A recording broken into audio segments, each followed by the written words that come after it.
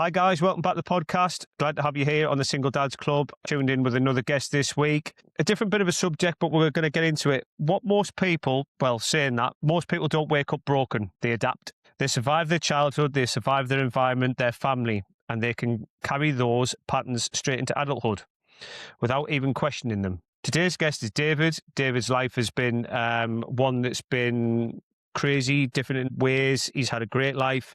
He's had some ups and downs like many of us all have. But what he does now and how he's shaped his life and what he's done and what he's actually doing now is really incredible, and what he's planning to do and going into the future.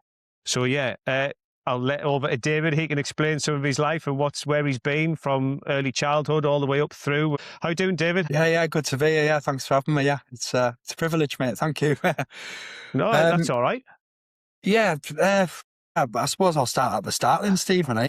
So kind of childhood. I'm just kind of going back there now. So I was raised in Cumbria. I'm from Cumbria. I'm a Cumbrian lad, but in the sort of getting down towards the kind of Lake District. Yeah, and I lived in a little village at the time. There's about 40 houses or something like that, a really kind of small, kind of tight village. Yeah. In one of the kind of council houses there.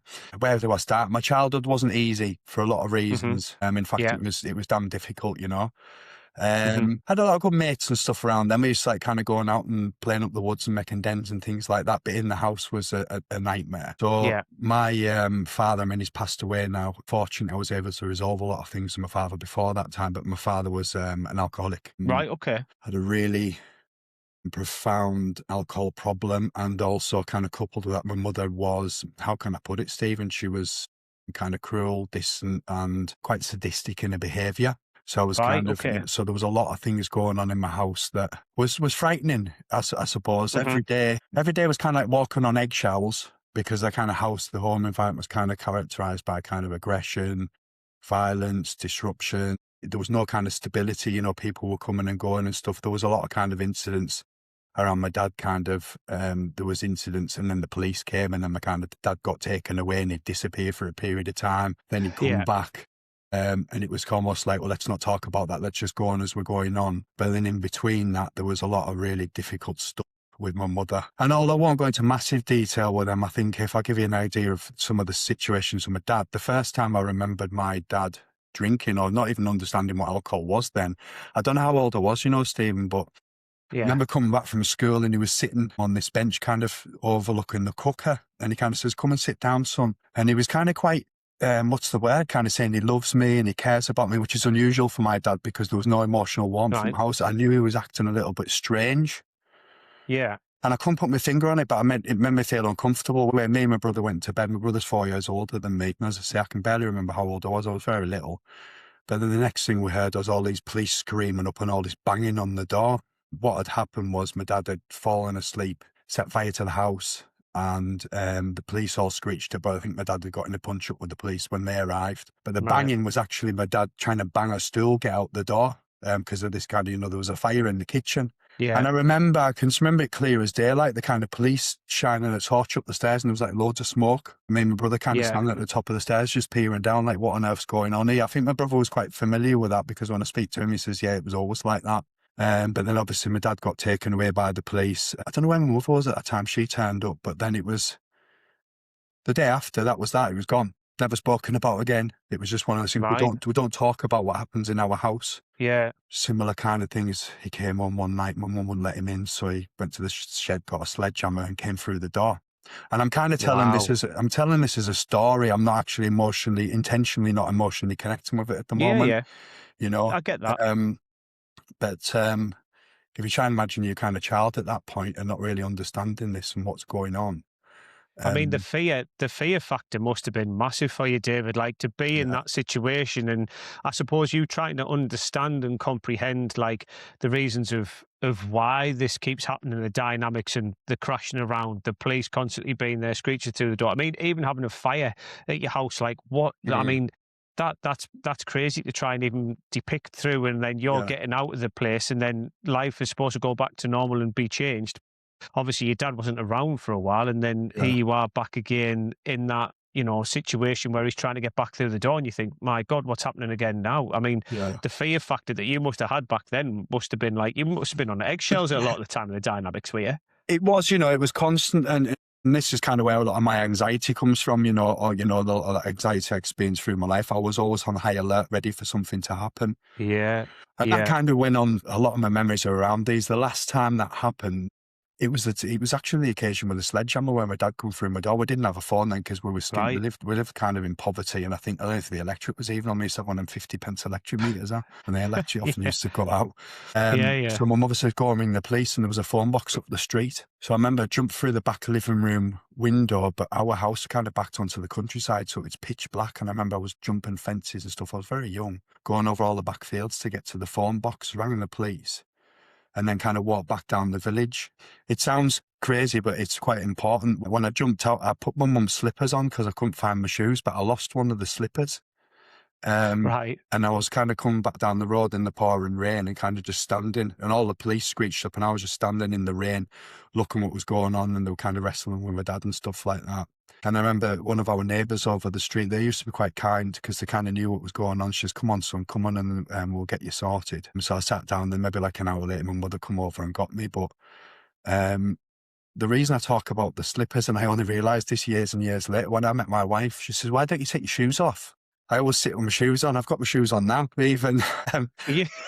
Why don't you take your shoes off? And I'm like, I don't know. And I thought, why don't I take my shoes off? And then when I thought about it, because I feel vulnerable, and it's always this thing, it was imprinted on me early on, get ready to run. Yeah. Always be Yeah. ready to run, always be ready to escape. And that was the incident, certainly in terms of that behaviour, Yeah. that kind of meant that I was always ready to kind of escape, if you like. Yeah. It's that fight and flight mode, isn't it? You're ready to fight, but but it's probably the pair of them together because you're ready to fight and then you're ready Yeah, to flight because you need to go. Like in yeah, your mind, you were then wired as a yeah, young child to say, right, I need to be always yeah, prepared. I can't relax. I can't just be. I suppose you say this. You go back and you're building dens and you were doing all these things, and that's the difference, isn't it? Like that's what a normal childhood looks like when you're yeah, going out and playing in the fields and doing all these things. But when yeah, you've got parents that were upper height, shall we say, and not yeah, emotionally stable themselves, yeah, that created you to have that panic and fight mode to be ready to always go out the door.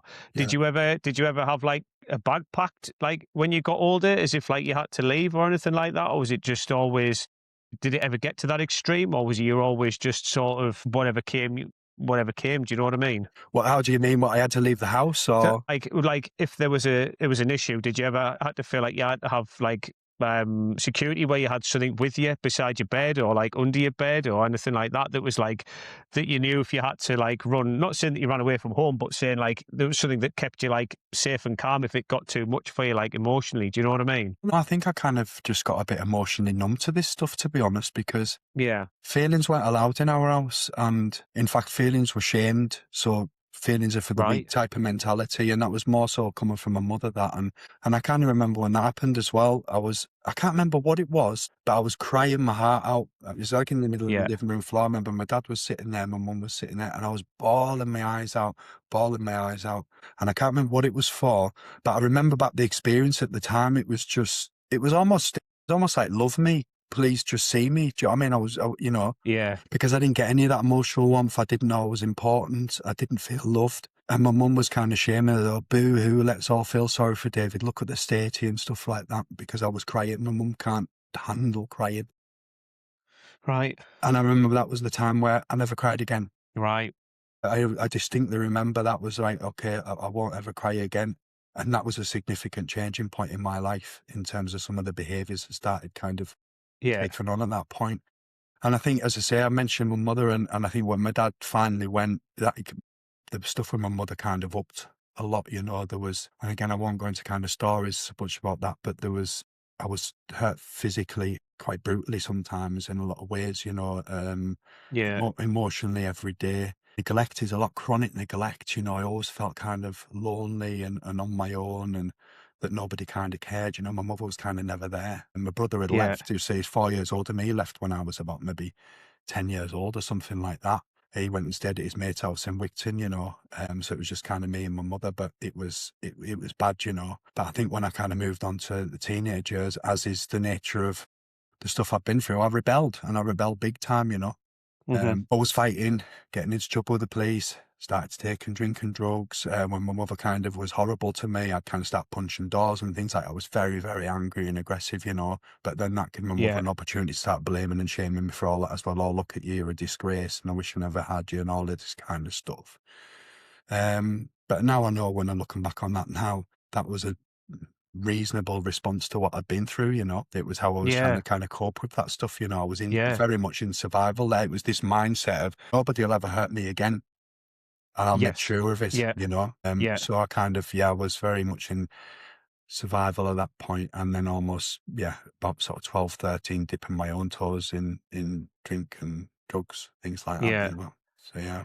Yeah, which is, I mean, that's hugely tough. I mean, you know, you're angry at the world, aren't you? But you at that age, you can't see the reasons of why you're so angry, like Yeah. because you know you're angry, but deep rooted down, you don't know the trauma that's behind it for how much it's affected you through that period of time. Are you with me? Because Yeah. obviously you've seen it all from a young set of eyes. Then you've got into your teenage years where your hormones are kicking in and all these other things, and then you've gone, right, well, I need to fight the world because I've never been shown love. I don't know what it looks like. And how do Yeah. I go forward? Because, and I suppose back then, what were your teachers like? Were there any that sort of knew the situations at home? Was there any that supported, or was it kind of just you were left to your own devices? You didn't have anybody that believed in you. Did you have anybody that believed in you at that age? Like, you know, that was there by your side that thought, you know, David just needs a shoulder to cry on, or, you know, and you say you weren't allowed to cry. Like, that was a suppressed emotion that you were never allowed. Yeah. No, not really. I think Stephen, people knew what was going on, but nobody did Yeah, anything. You know, like the police would turn up and then nothing would happen after that. You know, everyone knew it was a very small, tight knit community, but yeah, nobody kind of did anything, you know. And I suspect because of that tight knit community, the school did know something, but never did anything. This was obviously junior school. Similarly at secondary yeah, school. And secondary school was a nightmare, you know, because that kind of started off okay ish. But obviously, as I got a bit older and I was kind of getting into more of these kind of behaviours, pushing people away again, being aggressive, fighting, and being yeah, misbehaving quite a lot. Let's just say yeah, yeah, I got punished for that. You sit on your own, yeah, you do lines. You're not allowed in the class with everybody else. You sit in isolation, detentions. I don't think the school kind of knew how to manage me. no, They were responding to the behaviour that they're seeing, not actually what the yeah, problem was. I didn't get the time to ask what was going yeah, on underneath, you know. And I think, yeah, to be honest with you, in everyone's defence, Stephen, at that time, I was taught not to talk to people. I was taught to survive, to never yeah, kind of speak vulnerability. So if anyone ever asked me what was going on, I'd be like, fuck you. You know, very kind of hostile yeah, to yeah, people because 100%. that's how I Because was conditioned to be, you know. yeah, that was your natural response. Like, fuck off. Why should I tell you anything? Like, Yeah, yeah, no, I don't need to. Like, you're trying to deal with it all on your own because everybody else has said to you, well, emotionally suppressed at home, where you just yeah, get on with it. Don't cry about it. You need to get on with it. This is what happens in life. And that's you being given that. But if somebody had, I suppose, seen it from the outset and said, tell you what, David, can we look after you? What do you need? Do you yeah. need some other help? And looked at it in a different way. Do you think some of your education might have been different if somebody had actually took you under their wing, give you a bit more love and attention? Was that something that you think would have made a difference then? Or do you think that sort of the road that you went down was one of them that was just, it had to be Mm, explored and not for the good, but obviously of where you were? Yeah, I think it would have made a world of difference. I think, you know, I was already on a kind of path with my life and I'd already decided what the world was and what it wasn't. But at the same time, all of that stuff came around through not feeling seen, the absence of love, Mm. not feeling important. I think if somebody had maybe seen me or kind of took the time to question what was going on underneath that and had a bit of kind of Hmm. compassion almost, you know, it might have been different. No, so there was just this kind of, those are my kind of trauma behaviors, if you like, kind of lashing out and kind of Yeah. being hurt, and then those got punished as well. So it was almost like a double whammy. Do you know what I mean? Yeah. Yeah. You know, of 100%. everything that I became. You know, so but again, just kind of, I didn't know then, but kind of reminding myself back then, I was a child, man. How could it have been any different? You know, this is how Yeah. I was taught. This was our multiple complex traumas, kind of day in day out over a long Yeah. period of time. You know, but I had big protective defenses back then, you know, so it would have been Yeah. difficult for anyone to get through to me, I think. Yeah. What was the one thing, or if there was one thing, there might have been more, I don't know, but sort of when you were at school, was there any sort of, like, as you got older, Was there any sort of lessons that you really were into, or was there something that you did outside school, like football, that was your escape within all this madness, as we call it? Was there anything that you had an escape when you were that young, or not, or was Yeah. it just living like on the blurred lines of whichever they were every day? Yes and no. I think in school I did like art. I was always quite Yeah, artistic, and yeah, I think the art teacher she was okay with me. But yeah, it's not really so in school as such. Outside of school, I was just dossing with mates, he's playing hide and seek and kick the can when I was a young kid, or going up the woods making dens. And then I was old. I think when I got into teenagers, that's when some of my behaviour was a bit off the wall, so I was getting into kind of yeah, low level criminal stuff, nicking stuff, smashing windows, that kind of thing, yeah. So I suppose no, when I was a teenager, my time wasn't really spent very well when I wasn't in school. I was kind of getting up to mischief and that. And then the police started arriving at my house for me. Yeah, yeah, yeah. Yeah, So then, like, the full circles then come back round because yeah, obviously, yeah, yeah, yeah, that behaviour that you've seen from a young person, you expect it and is no the wiser, and you're looking for a point of just, I suppose, not justification. I suppose it's attention as well, isn't it? Because yeah. otherwise, you're acting out, you want that attention, but you don't know for the real reasons of why. Yeah, yeah, yeah, definitely. But yeah, it would have been good to have kind of something positive to focus on then, but I couldn't quite find anything positive. And certainly when I got into that kind of rebellious and I was punching living room doors or something, because this a few years had gone by, obviously, since my dad left, but I was Yeah, back in touch with my dad, but my dad was still very much active alcoholism, as was his partner who was with at the time. But my mum would kind of kick me out of her house. I'd have to go to my dad's, then they'd kick me out of there because I couldn't live there. And it was all, I was back and forward like this quite a lot up yeah, until I was about 16. So there wasn't any kind of stability. There was no safe place. There was nowhere where I felt wanted almost, It was just kind of back and yeah, forward all the time. But then when I was 16, I got a job and a little bed sit in Carlisle in the next town. That was fucking yeah, horrible as well. It's a horrible bed sit in a really rough house with lots of people in there with addiction problems and stuff. It was hard going, It was horrible. That first bed yeah. sit I had. That's kind of where I ended up, really, I suppose. Yeah. What was, you say you got that bed sit, it was horrible and stuff. What was the moment where you realised, like, I can't keep living like this, like, there needs to be a change? What was that, like, turning point and going, I know my childhood was this, but what was that turning point where you said, do you know what, like, I need to change my life, I need to change the dynamics, I need to do something different? Was it after a long period of drinking and drugs, or was it a long period of just, of actually going, I'm sick of going down this same road? There must be more to life than this? It's a bit, yeah, it's not an easy answer, that, really. I think I knew from day one that this wasn't my life, that something wasn't right, do you know what I mean? And something needed to be Yeah, different. And even when all that abuse was going on when I was a child, there was a distinct memory I had when I was a child, and I was sleeping in the shed one night because I was that terrified of what was going on in the house. And I was just kind of right. sleeping in the shed, laying there, and I remember thinking at that time, this isn't right, this Yeah, isn't my kind of life, So, and I know there must be something different.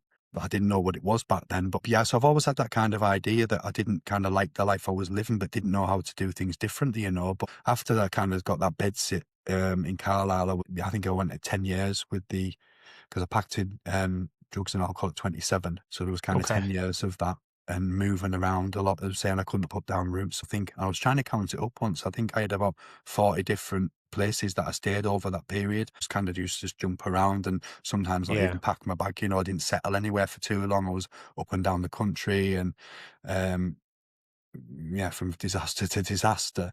It kind of got the point where I had to change. It was the kind of like the last 2 years. So I got to the point, Stephen, where I couldn't kind of work anymore. I yeah, was very unreliable. I was wasted all the time. And yeah, I couldn't kind of hold down a job. So I kind of went into like isolation then almost for like so a good 2 years, 2.5 years, right at the end, before I got well. And I just drank 24 hours a day. And wow. it was really difficult. I was in and out of hospital quite a lot. And at that point, I got from thinking about ending my life to planning to end my life. It got really quite serious, because I Wow, thought I can't, that's big. yeah, I thought I can't go on like this anymore, but I just didn't know. So I just want to sit with that a minute, some emotion come up there. Yeah, no, Yeah, that's it's totally fine. yeah, To be honest, David, it takes a lot to come out and say yeah, yeah, that, because there'd be yeah, a lot of people out there, there'd be a lot of men out there that have thought and contemplated it, yeah, and I can tell you this from my heart, like, I'm pleased that you're still here, David, yeah. like, because Thank you. I've got to know you over a period of time, so I know David through unbreakable mindset through our lead coach, which is Jude Dawn. She's a lovely woman, and me and David are connected through that way. And mine and David's story is different, but obviously we've talked in different things, and he knows my background of my wife took her own life in suicide, and I've said that on this podcast I don't know how many times, and I'll never stop saying that because it's a true reflection of why I'm here. But people go, stop banging on about it. I'm not banging on about it. I'm banging on about the fact that it takes a lot for somebody to end their life. And for you to obviously come out and say that I actually tried it and I've actually planned it, that's a big ownership. Like, for you to come out and say that, I mean, I'm proud of you for saying that you've tried. Do you know what I mean? But I'm really pleased that they haven't succeeded, because I'd rather have you here, David, and have these conversations, and where your life is now from where it once was. And generally, if somebody's listening to this going, I can't keep going, you need to take a leaf out of David's book. You need to take it out of many of the other guests that we've had, out of my book, that I could have gone down the same road. I could have left and not wanted to be here after my wife had left, but I had my kids and that was my sole purpose. And it's kind of like, what was that point for you, David, when obviously you'd made that plan? What was that turning point? What was that change for you? How did you go from that point of like the low to then get you to where you sort of are now? Like, how did that come all around? So there was a tipping point. So when I was in that really dark place in that house, as I say, I kind of give you an idea of what I was doing there every day. I was ill. I wasn't eating. I was in and out of hospital and kind of drinking myself to death, basically. It sounds an unusual story, but kind of one night, I can't remember if it was night or day because I was just in the house all the time. But I had a bit of a prayer, actually. I kind of said, if there is a God or if there is anything, just help me. And the reason I'm talking about this, why I think that's significant in terms of my story and how I'm still trying to understand what that meant, is the very next morning, I got a phone call and it was from the drug and alcohol service in Carlisle. Now, I've been going back and forward to them for kind of weeks on weeks and trying to get some help and, turning up at all these groups and stuff like that. Well, it was the guy from there. And he said, I think you've jumped through enough hoops. In fact, exactly what he said. He said, I think you've jumped through enough hoops, David. We've got you the money, you're going to rehab. So my mother's emotion come there again, man. Yeah, and that was a big relief, man, because actually I kind of cried out for help almost to nothing or nobody, but actually it was almost like it got answered, Yeah, I'm with you. So it was very kind of quite quickly. I think it was a week after that. I was in a rehab. I was out with Carlisle. I was down in Scarborough, rehab, and I was there for 3 months. So that was the tipping point. Yeah. And what was good about that was it was full of, there was maybe like 25 people in there in total, but full of people with kind of similar stories and stuff. And, going from that place of like fucking intense loneliness and there's something wrong with me and why can't I sort my shit out and I'm worthless and all these fucking horrible things I used to say to myself. There was people that was telling me the same stories, what they'd gone through and how that had happened in their life and stuff. Yeah. So I think for the first time ever, I kind of felt like I connected and belonged somewhere. Do you know what I mean? Because actually these are people who understood my language. Do you know what I mean? These are people who understood how I was suffering and kind of, what I was going through, So that was a massive tipping point for me in terms of actually there is another way, And I never went back to Carlisle because at the time I was living in a house and there was like a crack house next door. It was just not a good place to live. Yeah. So I went and moved into the hostel. There was what's called the dry floor in Nottingham, and it's where people that are in recovery of substance users are kind of on this safe place within the YMCA where it's shut off from the rest of it, but there's no drugs or alcohol or anything going on. And I left with another guy called Rob. Sadly, he's not with us anymore. But we moved on there, and then I kind of started my life again. Completely started my life again. That's brilliant, man. And it's nice to hear that there was that turning point, as if to say, this is where things change now. This is it, because you'd had that cry for help. That cry for help came for you and said, we're going to get you sorted. This is what's going to happen. Yeah. You went there for 3 months. That was the best thing that happened to you. Then not going back to Carlisle of the same old thing and the trauma that was already there that was with it over a time. You went to Nottingham, somewhere you totally different. You didn't know. I mean, I know Nottingham very well. I spent a lot of time down there for work over the years. It's somewhere that has got really beautiful parts as well. And for you, that would have probably felt like a total fresh change. Yeah. And just that rebirth. Yeah, it was nice, man. I met some really great people, and at that time there was within Nottingham, the recovery was strong. What I mean by that, there was lots of services and lots of support for people with kind of addiction or recovering from addiction, and I kind of accessed them all. And I went back to study because I didn't finish school. I kind of left school at 15, I think it was, because I was always in Yeah. trouble and then I never went back. So I kind of didn't have a qualification to my name. So I thought, I'm going to go and study. And maybe I was trying to find answers for myself, but I've always been interested in people and the world and what makes things tick Yeah. and stuff like that, So I went Hmm. back to college Yeah. when I was living in the YMCA and studied and got an access to social sciences course, and then went on to do a social work degree and I wasn't quite sure where I was going with it at the time. But there was these girls on the access courses. What are you doing? So we're going to Nottingham Trent Uni. We're going to train to be social workers. I said, Yeah. what's that then? And they said, oh, it's like child protection and stuff. And I went, nah, I'm all in for that. Actually, Yeah. I know about child protection or the lack of child protection. Protection. Yeah. I'd lived that in my 100%. life. Do you know what I mean? So that Yeah. made sense to me. So I went back to uni and, it was around about that time that I met my now wife, Jamila. Yeah. So that was 19 years ago now. Yeah. Got into a relationship How with time Jamila. flies. It does, I know. When you're having fun, eh? Yeah. But yeah, No, but so like, but obviously you got your qualifications, you went into that childcare and these things. And what did you feel like when you actually got into that realm? Like, because of obviously the stuff that you'd experienced and lived through. Obviously, you've got a world of knowledge really before anybody else has. Yes, you can have yeah, all the theory in the world, but you've lived through that as yeah, well, which is one of yeah. the big things that, it must have been a great sense when you've seen situations and been through the situations and gone, I'm so pleased I did this because I've helped that person, I've helped that person, I've helped that person. That must have given you such a euphoric moment for all the horrible situations that you've been through. You've gone, well, I know I can help other children not go through these horrible situations. Yeah, yeah, absolutely. I think it was difficult to experience all that, but that stuff became my gift. Because if I was Yeah, speaking to children that were hurt physically or emotionally, or there was kind of sexual exploitation going on, or neglect or anything like that, I kind of get you. I know what this feels like. I know the impact of this. Do you know what I mean? Because I yeah, kind of lived it. yeah, But yeah, that's been all of those years. I feel a lot of pride around that because I've been either directly or indirectly involved in the safety, protection, well-being and care of thousands of children across this country. Because I yeah, worked in Nottinghamshire County, then Nottinghamshire City, then I've been in Cumbria, and yeah, I've done a lot of work to try and protect other children from those yeah. situations.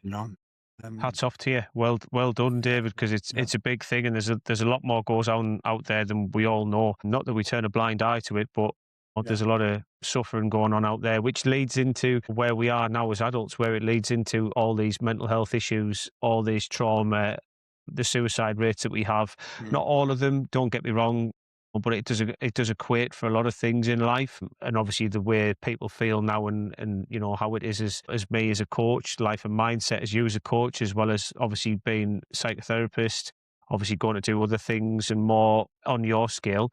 yeah. It's a big thing. What's probably been one of the most proudest moments in your career then of what your achievements, or has it been multiple achievements that you've had through obviously working in the social side of it and also the psychological side of it? Has it been, what's your, not a defining moment, but what's give you the most sense and pride that you've had going through it?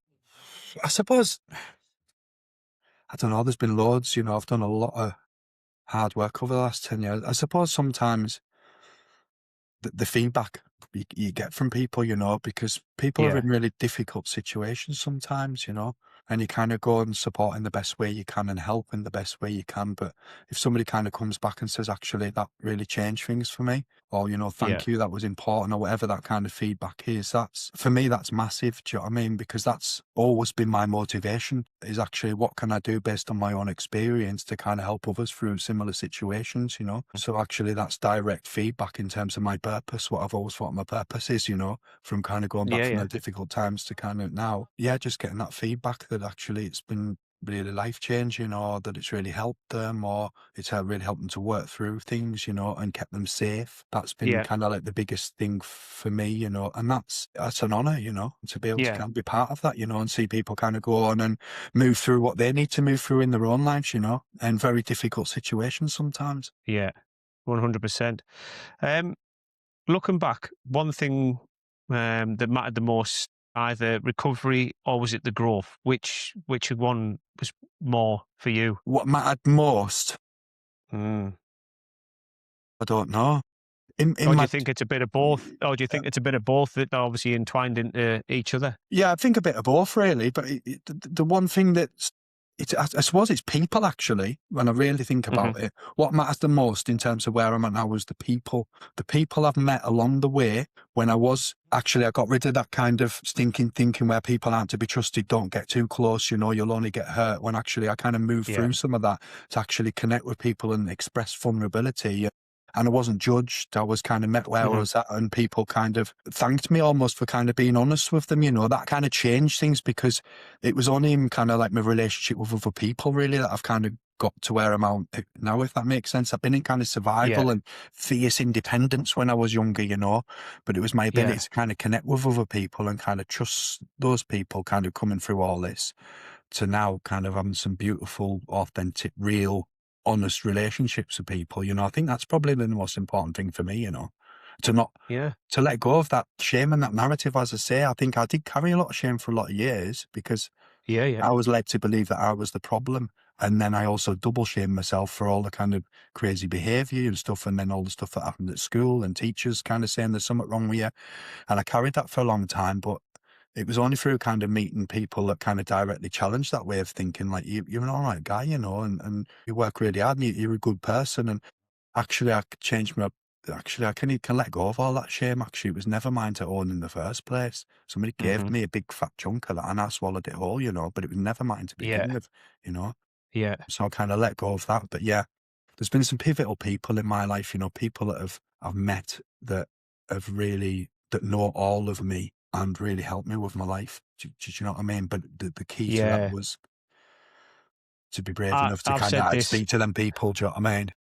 Yeah. I mean, I've said this a lot, David. I talk about the people that build you up and pick you up and take Yeah, you along with you. It's the conversations you've had. It's the mentors you've had. yeah, It's how they've made you feel. It's that belief that they give you. That's one yeah, of the biggest things. When somebody believes in you, I don't think they understand the true power of what that can actually do to somebody and how it can actually turn and take them forward. It's that small thing and going, I actually believe in you. You're a good guy, like you say. yeah, And it's that spur.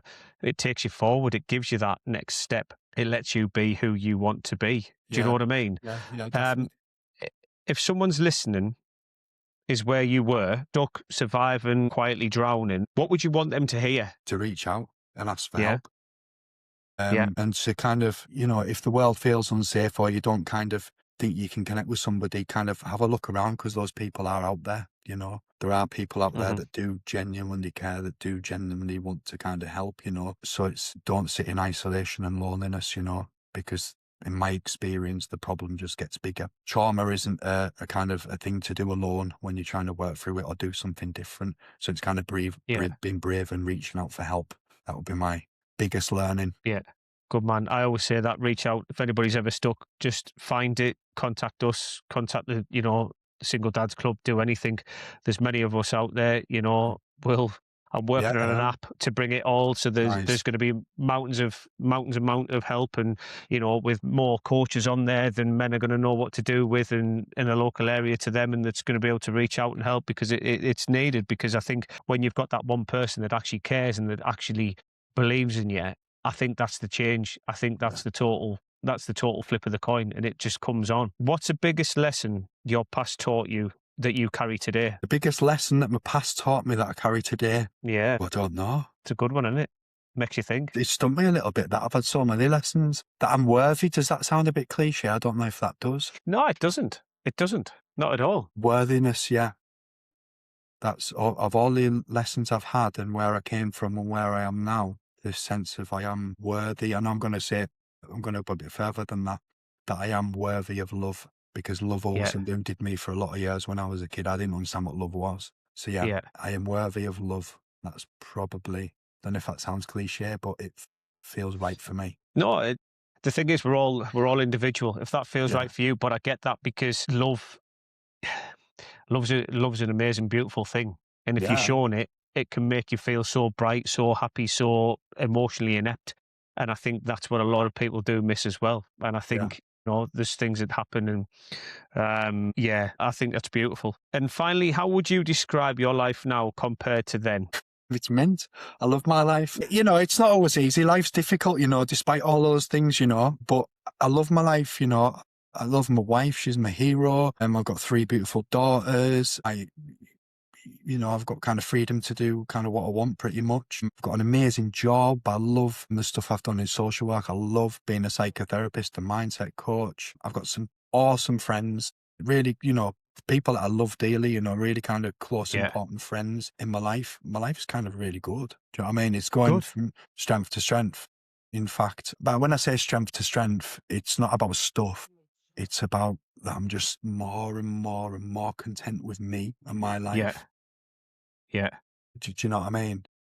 I know exactly what you mean. It's not materialistic things that are making you happy. It's the abundance that you have of your family, what you're Yeah, achieving every day, the love that you have, what yeah, you're doing that's helping other people along. Like you say, the life and mindset, the psychotherapy, all these things that you've done in like social care, and what the future holds for your business going forward, and how you want to help and people yeah, explore their emotions and feelings. That's given yeah, you abundance of what you really want, not yeah. the massive tag on your wrist and all these other things, because realistically, it doesn't buy you happiness. But what you're talking about is buying you true happiness at the end of the Mhm. day. Yeah, yeah, definitely, definitely. So yeah, no, life's good.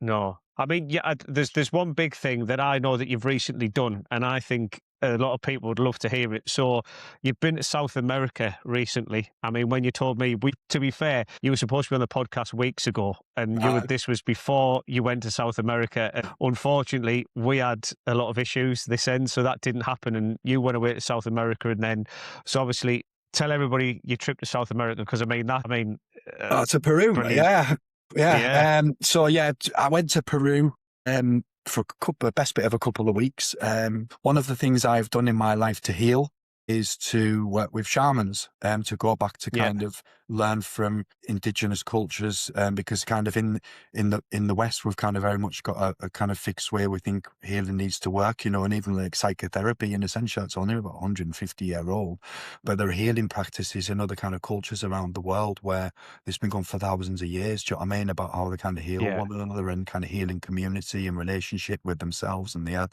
So I went over there recently and spent time, you know, in a retreat with the Shipibo tribe as well, a couple of Shipibo shamans.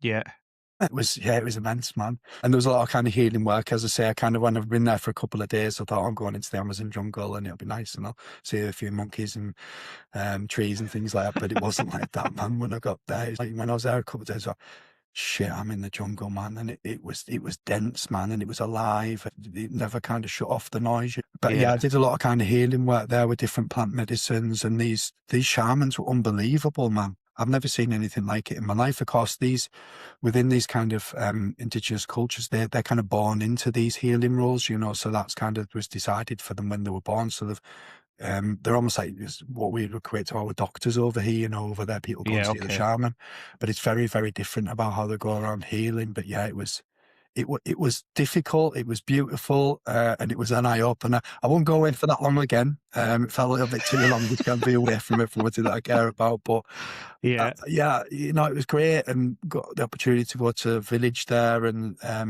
to a school and meet the children. And I said, listening to loads of animals and met some beautiful people from around the world. There was a girl that flew in there from America and a guy come over from Switzerland. And yeah, it was awesome, man. yeah. I loved it. Yeah, yeah. It was a long journey, If but I'm glad I did yeah, it. yeah. If somebody was going out to that area, what would be your few pieces of advice to take? Like, obviously, you've took something, and somebody says, "I'd love to go to the Amazon. I'd love to go to Peru." I mean, I know they're going to go on Google and Google something, but from your experience, what was the one big thing that or a few big things that you'd say, definitely take this. I wish I took more of that. What a big advice going out there, I suppose, connect with somebody that you can trust, I suppose. What I'm saying, it's very off the beaten track.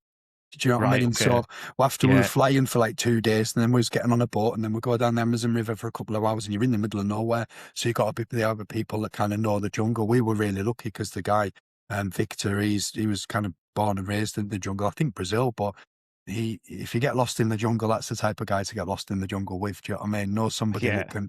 can keep safe in the jungle. You know, that would be my biggest Yeah. advice. Um, let go of any ideas of mobile phones and technology and comforts, because there is none. There is none. It doesn't exist. Yeah. Can't just go to the coffee shop and go get your modern paper and all these things. There's no WhatsApp any mates or anything like that. There's no phone signal or anything like that. That must have been unreal though, that, like, just to be totally nothing, just out the way. No phone, no nothing, no communication. Yeah. Must have been. It's unbelievable, but it's surprising actually, thinking about how we kind of live our lives in the West. There's rarely that opportunity to completely be with yourself, to just let go of everything, all responsibility, all expectations, to completely sit with yourself. There's very rarely an opportunity to completely do that. I was doing that for a long period of time. So a lot of stuff came up and I worked through a lot of stuff, it was beautiful, man. Yeah. So yeah, I think if you want to really go off the beaten track and spend some time completely with yourself, it's a beautiful thing to do, man. Really good. No. Cool. I love it, mate. We're going to get to the would you rathers, but before I do that, I wrote a couple of things down the other day, and it's, with David's story, it's a reminder that survival skills aren't the same as living skills. They're not. What once kept us safe can eventually keep you stuck. If this episode stirred anything up for you, don't ignore it. Growth starts with honesty. And as always, you define you. Always remember that you define you. And no matter what the situation is, it might have not been the most pleasant experience from your past, from your childhood and all the rest of it. But as we get older and, you can listen to David's story and, he could have gone into a lot more detail, but that's for him to share his journey and where he has. And I'm massively respectful of what he shared and what he's told us. And it's big things that he shared along them ways. And if that's something that's stirred up for any of you guys out there, then like we say, just get in touch and speak up to us. And David's out there as well. You can plug yourself, David, on your socials. What are you? Is it go on? Oh, David Carter Coaching, I think, isn't it, on my Instagram? Let's have a look. Yeah, caught me off guard there. I don't even know what my own Instagram. Yeah, we might as well have you up there, because then people are going to find you and go, wow, inspirational story and all these things. So we might as well have you up there and get your socials out there, can't we? I mean, we'll put it at the bottom, but obviously, David Carter Mindset Coach. There we go. There you go, everybody. Get a follow on that man. Obviously, he's got a wealth of knowledge in a lot of areas, and I'm sure if you ever stuck with something, he'd love to help you, 100%. But anyhow, we're gonna leave on some good high notes here. So these are some would you rather's, all right. So would you rather, right, have a rewind button for life or a mute button for other people? Rewind button for life or a mute button for other people? Yeah. I don't think I want to do a rewind. A mute button, I think. Can I go through that again? It's been hard work, Steve. I'll stick where I'm at today, but yeah, with a mute button, that would be all right, actually. Yeah. Yeah. To be fair, would I have a rewind? I don't know. For me, I'd probably go with a rewind button. There's some things I'd love to rewind and go back through, but I think that's individual to everybody, isn't it?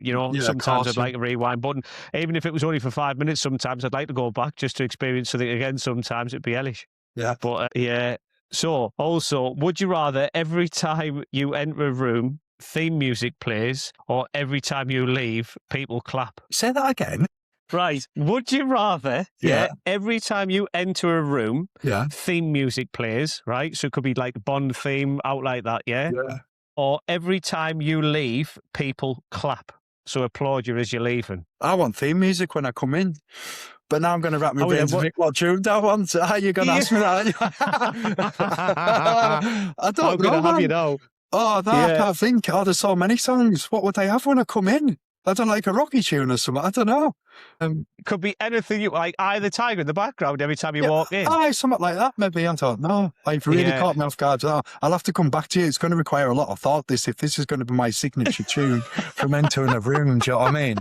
That's going to require a bit of thought. Danger Zone or something like that out of Top Gun. Just that impact music that's just taking you out. I don't know. I reckon that'd be pretty funny. Like a theme music every time you're walking in. Even Guardians of the Galaxy, when you get the theme tune that comes in, like some of the stuff that they've played as the intro comes in. Do you know what I mean? I'm going to give that some thought this afternoon. I might even discuss it with the wife. What my tune is. Ellie, she'll love it.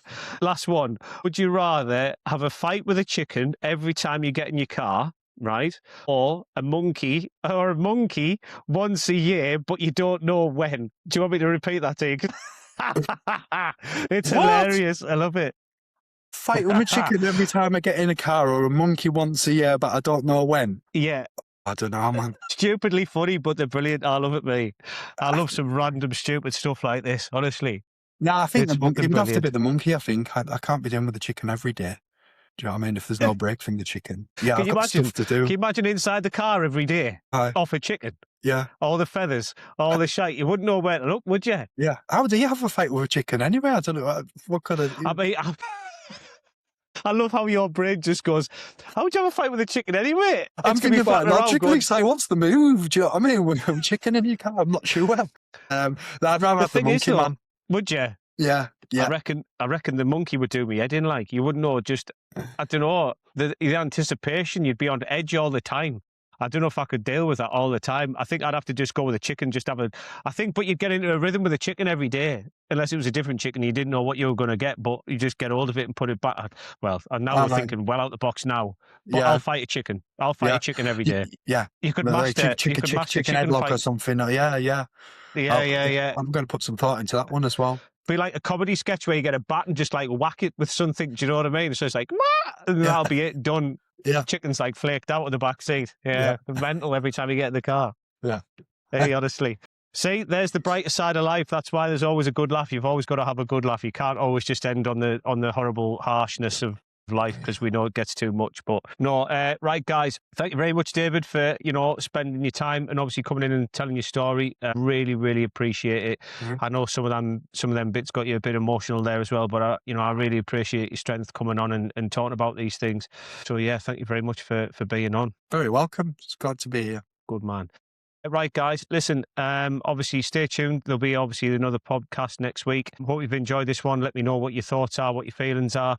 And obviously, most of all, pleasure as always. Please hit the subscribe and like button for us. It's just going to get this channel pushed out even further around the world, just to help other blokes and, one story at a time. And if you've got a story you want to come on and talk about, I'm all ears. I'll have you anytime. So yeah, and most important of all, stay out yourselves and see you on the next one. Take care, guys.